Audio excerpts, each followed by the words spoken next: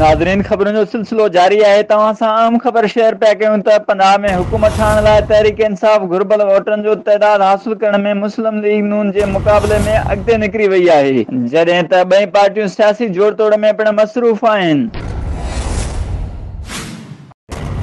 नाज़रीन, पंजाब में हुकूमत ठाहिण लाइ कंहिं बि पार्टी खे 149 मेंबरनि जो तइदाद हासिल करणो आहे। हिन वक़्त ताईं मुस्लिम लीग नून वटि 129 ऐं तहरीक इंसाफ़ वटि 123 मेंबर आहिनि। आज़ाद उम्मीदवारनि जी वॾे अंग में तहरीक इंसाफ़ में शमूलियत पिण इख़्तियार कई पई वञे।